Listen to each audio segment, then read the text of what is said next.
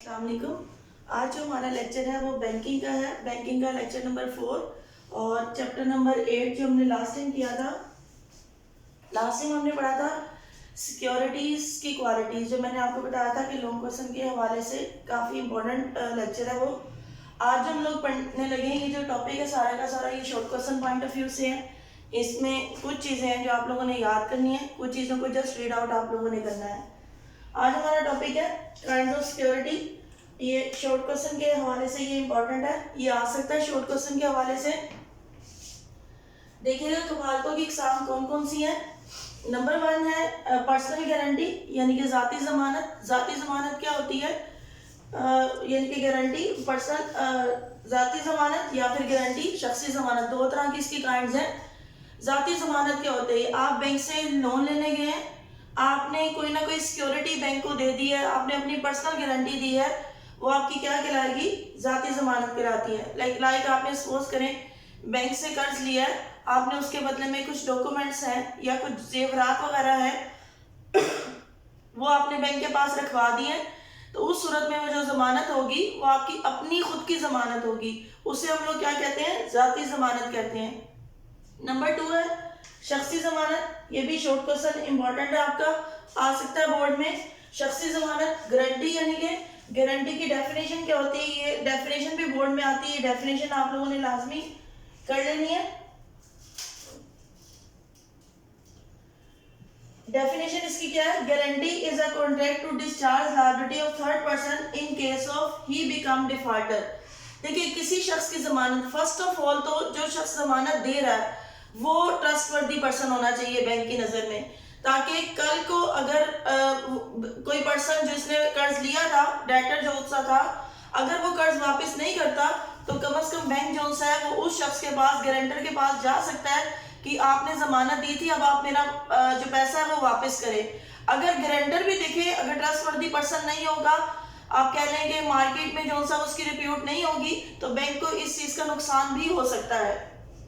उर्दू में देखिएगा, गारंटी या जमानत किसी शख्स का बैंक के साथ किया गया ऐसा मुआहदा है जिसमें वो वादा करता है कि कर्ज की अदम वापसी की सूरत में मकरूज की बजाय यानी कि जामिन जिम्मेदार होगा। अभी मैंने आपको बताया भी कि शख्सी जमानत में क्या होता है कि इसमें कोई हम सिक्योरिटी नहीं, फिजिबल चीज नहीं रखवाते, बल्कि क्या करते हैं कि हम एक पर्सनल शख्स है, वही सिक्योरिटी, वही गारंटी देता है कि भाई आप इस शख्स को पैसा दे दो, कर्ज दे दो, अगर कल को ये खुदा ना खास्ता वापस नहीं करता तो उस सूरत में पैसा मैं आपको वापस करूंगा।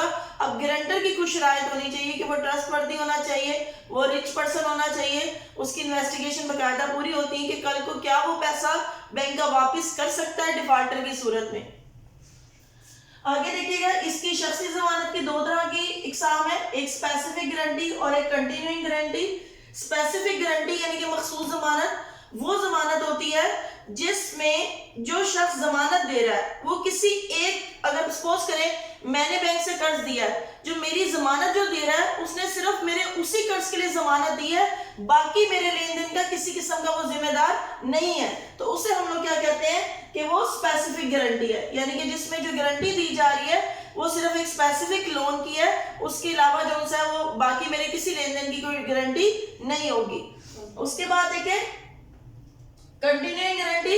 कंटिन्यू गारंटी वो गारंटी होती है जिसमें जो सा है मैं जब जब लोन लूंगी तो वो जिस पर्सन ने एक बार गारंटी दी है बगैर बैंक को इंटीमेट किए हर दफा उसी की गारंटी बैंक जो सा है वो रिन्यू करता जाएगा। यानी कि सपोज करें मैंने एक लोन लिया, उसकी भी गारंटी वो थर्ड पार्टी की थी, दूसरी बार लोन लिया उसकी भी गारंटी थर्ड पार्टी की थी, तीसरी बार लोन लिया उसकी भी गारंटी जो सा वो थर्ड पार्टी की। यानी कि जब जब मैं लोन लूंगी उसमें जो गारंटी होगी वो किसकी होगी? थर्ड पार्टी की ही हमेशा होगी। यानी कि इसमें जो आपकी गारंटी है वो ऑटोमेटिकली क्या होती रहती है? रीन्यू होती रहती है। उसमें आपको स्पेसिफिक बैंक को नहीं बताना पड़ता, उसमें बस आप ये मेंशन कर देते हो कि आपकी गारंटी क्या स्पेसिफिक है या फिर कौन सी है? कंटिन्यू गारंटी है। इसके बाद आ जाते हैं पार्टीज इन गारंटी। ये भी शॉर्ट क्वेश्चन आपका काफी इंपॉर्टेंट है, बोर्ड में आ सकता है कि कौन कौन से जो है लोग वो शामिल होते हैं गारंटी में। Number 1 debtor. डेटर वो शख्स होता है जिसने बैंक से कर्ज लिया होता है, जिसने लोन लिया होता है बैंक से, वो पर्सन। आपको ये डेटर में अकाउंटिंग में भी आप डेफिनेशन पढ़ चुके हैं, डेटर की और क्रेडिटर, सेम वही डेफिनेशन आप लिख सकते हैं। The person who take loan from the bank are called debtors, यानी कि वो क्या कहलाते हैं, वो डेटर्स कहलाते हैं आपके। क्रेडिटर कौन लोग होते हैं? क्रेडिटर आपका बैंक होता है जो कि कर्ज देता है, जिसने पैसे दिए होते हैं, वो पर्सन कौन कहलाता है आपका? कर्ज कौन कहलाता है या फिर क्या कहलाता है? क्रेडिटर कहलाता है। थर्ड आ जाता है गारंटर। गारंटर कौन होता है? गारंटर थर्ड पार्टी होती है जो कि इस बात की गारंटी बैंक को देती है कि अगर कल को डेटर वो पैसा वापस नहीं करेगा तो मैं आपको जो सा वो पैसा क्या करूंगा? वापस करूंगा। यानी कि अगर कल को डेटर पैसा वापस नहीं करता तो पैसा कौन पे करता है? बैंक ने डेटर को नहीं पूछना, बैंक किसको पूछेगा? गारंटर को हमेशा पूछेगा। भाई जो पैसा उसने देना था वो अब आप देंगे, यानी कि इसकी रिस्पॉन्सिबिलिटी खत्म हो जाती है, इसकी रिस्पॉन्सिबिलिटी लायबिलिटी इंक्रीज हो जाती है, यानी कि सारी की सारी लायबिलिटी किसकी होती है? जामिन की होती है या फिर गारंटर की होती है। इसके बाद देखिए हमारा नेक्स्ट टॉपिक है, ये आप लोगों ने सिर्फ शॉर्ट क्वेश्चन के पॉइंट ऑफ व्यू से करना है। नेक्स्ट टॉपिक है मार्केटेबल सिक्योरिटीज। मार्केटेबल सिक्योरिटीज वो सिक्योरिटीज होती हैं यानी कि काबिल फरोख्त, आप कह लें कि आपकी जो काबिल फरोख्त कफालतें, वो कफालतें होती हैं जिनको आसानी से मार्केट में क्या किया जा सकता है? कैश में कन्वर्ट, यानी कि those securities which are easily converted into cash, those are called marketable securities. ऐसी सिक्योरिटीज जिनको जो सा है वो आसानी से मार्केट में सेल किया जा सके, वो क्या कहलाती हैं? आपकी मार्केटेबल सिक्योरिटी। इनमें सबसे पहले आ जाते हैं आपके shares debentures, NIT unit. NIT units आपकी नेशनल इन्वेस्टमेंट टर्म सर्टिफिकेट्स है। उसके बाद आ जाती है आपकी थर्ड गवर्नमेंट सिक्योरिटीज, जिसमें आपके बॉन्ड्स वगैरह और defence saving certificate, national saving certificates, ये तमाम आ जाते हैं। अब डिस्कस कर लेते हैं शेयर्स एंड डिबेंचर्स को। आपको पहले भी इसका आइडिया है काफी हद तक शेयर और डिबेंचर्स का, लेकिन हम इसको दोबारा देख लेते हैं। शेयर्स होते क्या है? Shares companies capital divided into small unit and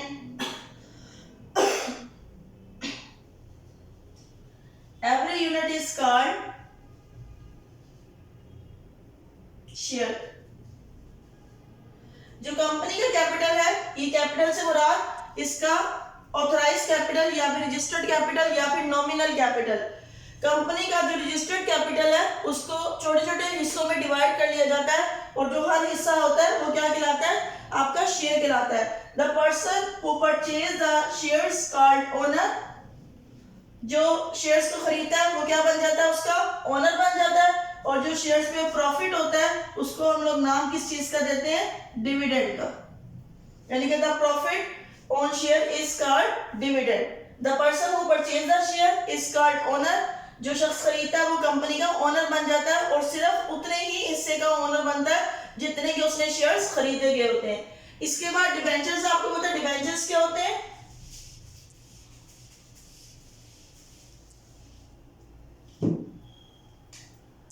debentures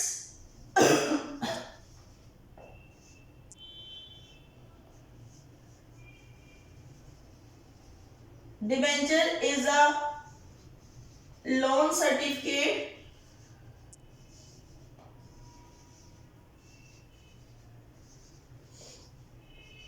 which is issued by a company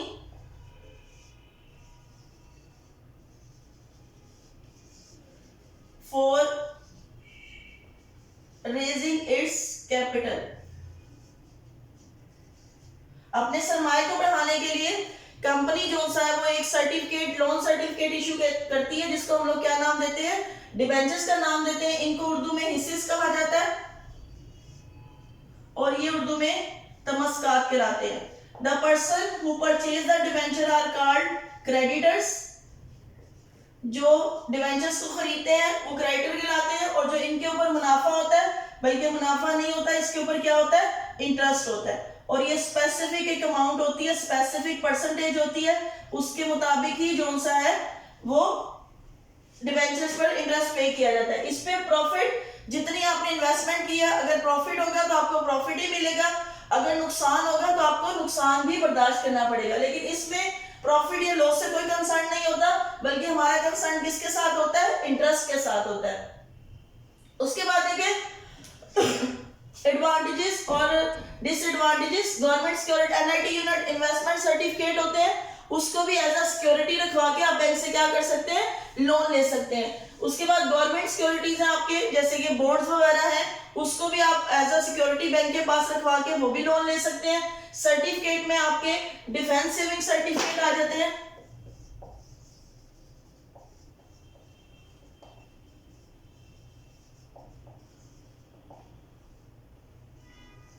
और नेशनल सेविंग सर्टिफिकेट आ जाते हैं।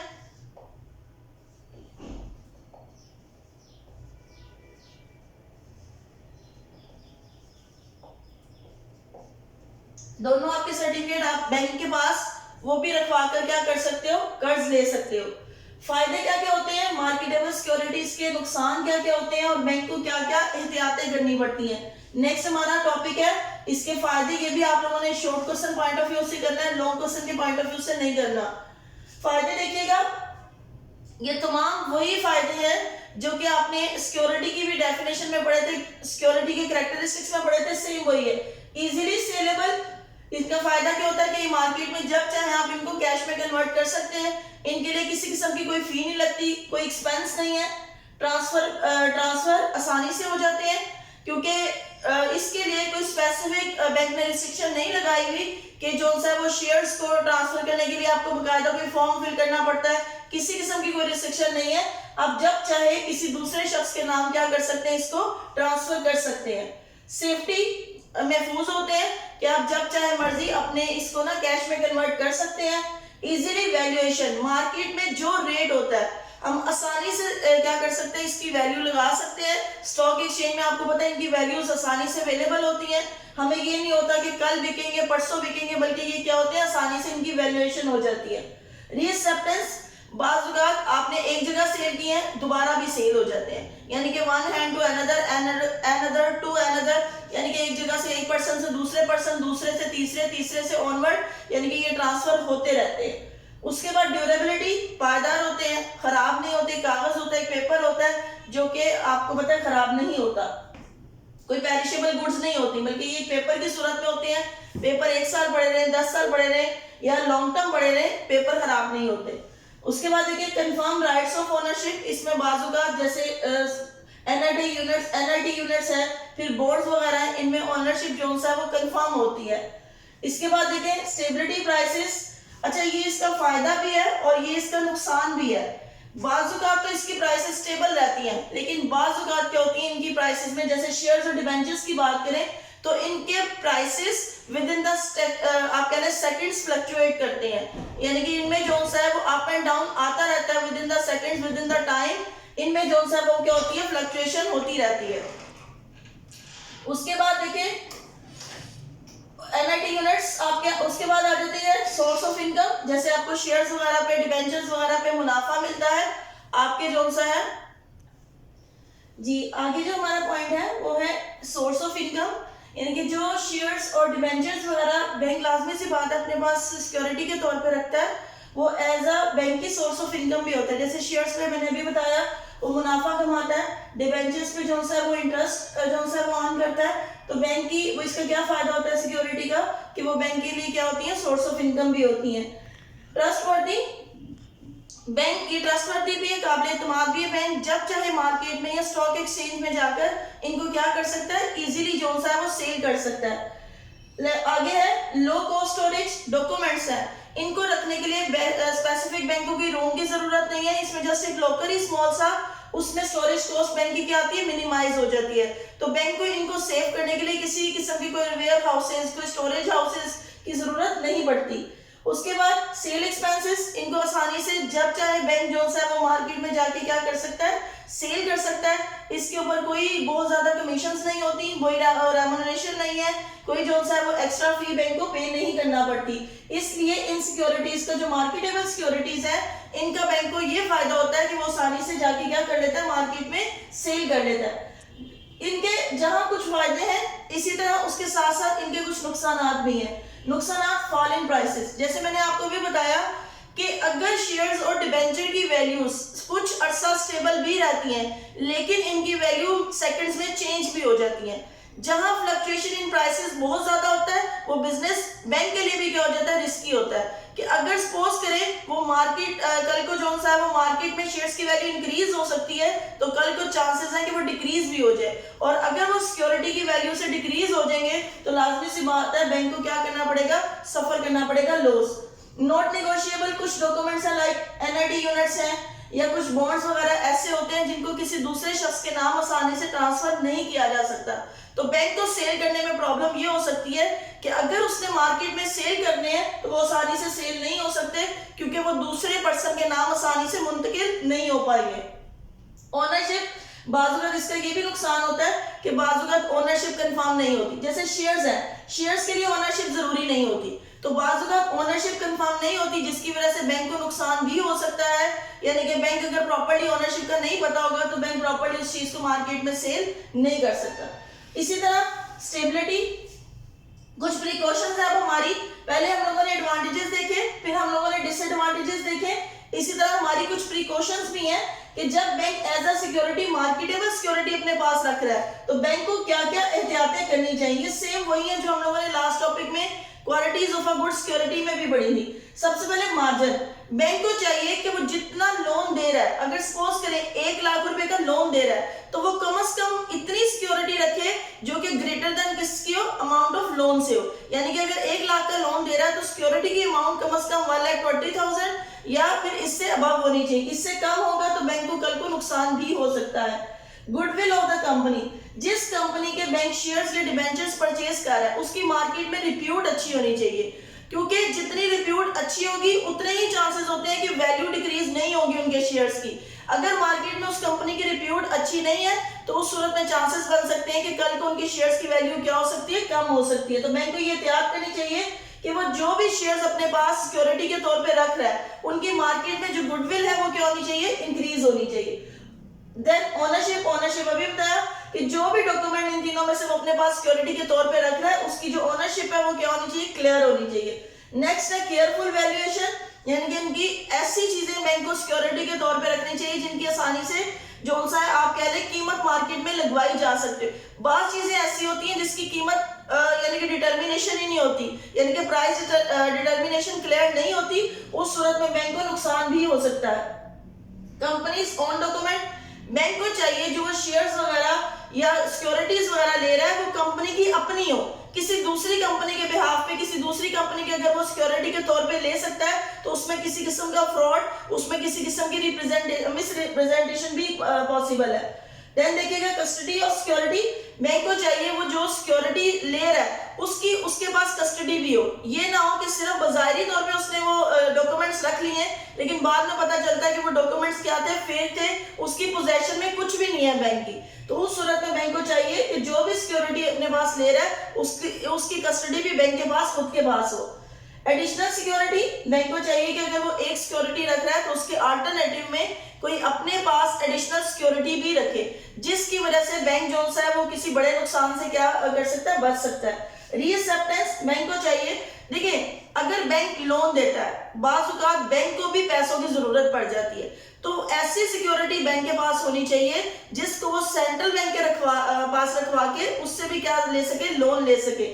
उस सूरत में इनकी रीएक्सेप्टेंस होनी चाहिए जिसको वो सेंट्रल बैंक के पास रखवा के लोन ले सकता है। उसके बाद स्टेबिलिटी इन प्राइसेस, बैंक को चाहिए कि ऐसी जो है वो सिक्योरिटी अपने पास रखे जिसकी जो प्राइसेस है वो फ्लक्चुएशन ना हो, क्योंकि जितनी ज्यादा फ्लक्चुएशन इन प्राइसेस होगा मार्केट में उतनी ही ज्यादा चांसेस होंगे किस चीज के, नुकसान के।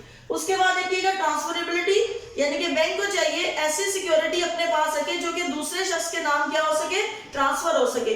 अगर ट्रांसफर करने में कोई प्रॉब्लम आएगी तो लाजमी सी बात है कल को अगर वो शख्स लोन वापस नहीं करता तो बैंक को इस चीज का नुकसान भी हो सकता है। ये था आज का हमारा होल टॉपिक। ये आप लोगों ने पूरा का पूरा जो टॉपिक करना है वो सिर्फ और सिर्फ short question point of view से करना है। मैंने आप लोगों को बता दिया कि इसमें बीच बीच में से इंपॉर्टेंट कौन कौन से शॉर्ट क्वेश्चन करने हैं, ये आप लोगों ने कंप्लीट जो है वो आज का टॉपिक करना है, इसको देख लीजिएगा।